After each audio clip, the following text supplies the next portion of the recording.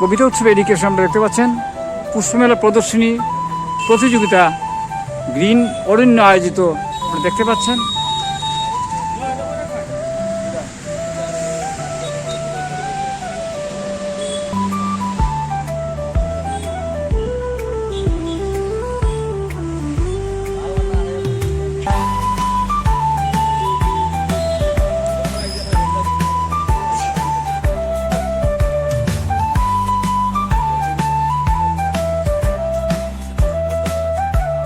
আপনার নাম? আমার নাম আপনি কি প্রতিযোগী? প্রতিযোগী আমার নাম দাদা। দাদা, আচ্ছা আপনার ফোন এই ফোন করি না?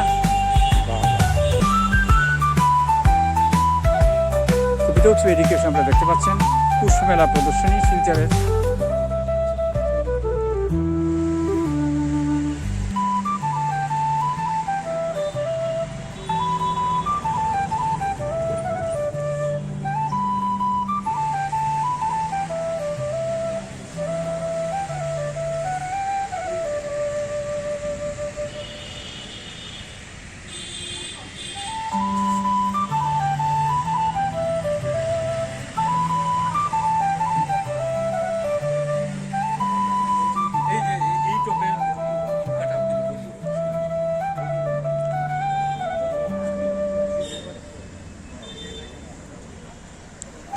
আমার নাম চম্পক দে। আপনি কি উদ্দেশ্যে আপনি করে যাচ্ছেন এই পুষ্পমেলা? আমাদের পুষ্পমেলার উদ্দেশ্য হচ্ছে জাগরণ। জাগরণ আমাদের পরিবেশ নিয়ে যাতে মানুষের মধ্যে একটু ভাবনা জন্মায়। আপনার নাম বলুন, আপনার নাম? প্রথমে তো আমি আমার নাম বলছি, আমার নাম চম্পক দে। আমি এই গ্রিন অরণ্যের জয়েন্ট সেক্রেটারি। কত দিন হচ্ছে আমাদের এই গ্রিন অরণ্য দ্বারা আয়োজিত ফ্লাওয়ার শো আমরা 6 বছর ধরে করে আসছি। বাহ বাহ। এবং এই ফ্লাওয়ার শোতে আমাদের প্রভাব পড়েছে শহরবাসীর আগমন দিয়ে বোঝা যায়। গতকাল আমরা প্যানেল ডিসকাশন করেছিলাম utility of green in urban environment. বাহ বাহ বাহ। তো আমরা আমাদের এইগুলির উদ্দেশ্য হচ্ছে যাতে জনগণ বা নাগরিকরা তাদের দায়িত্ববোধটা বুঝতে পারেন, তারা যাতে আসল সুন্দরটা দেখতে পারেন। তাদের বাসার চারিদিকে, তাদের ঘরের চারিদিকে কোনো জলাশয়, কোনো রাস্তা, কোনো মাঠ, এইগুলি যাতে তারা পরিষ্কার পরিচ্ছন্ন রাখতে পারেন, এই উদ্দেশ্যে আমরা তাদেরকে উৎসাহিত করার জন্য এই ফ্লাওয়ার শোটা করে থাকি। আমরা সারা বছরই বৃক্ষরোপণ এগুলি প্রোগ্রাম করে থাকি। আমাদের উদ্দেশ্য একটাই, মানুষ যাতে জাগে, ঘুম থেকে যেন জাগে।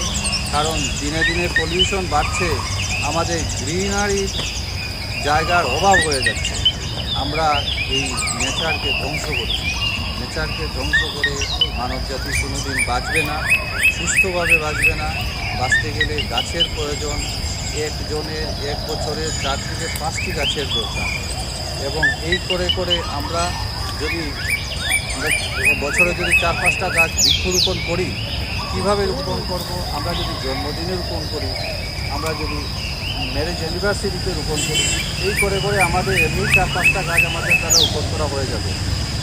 আসুন এইগুলি আপনাদের জীবনশৈলীতে এইগুলি আপনারা অধ্যয়ন করুন, আপনারা গাছ লাগান, পরিবেশ বাঁচান। ধন্যবাদ।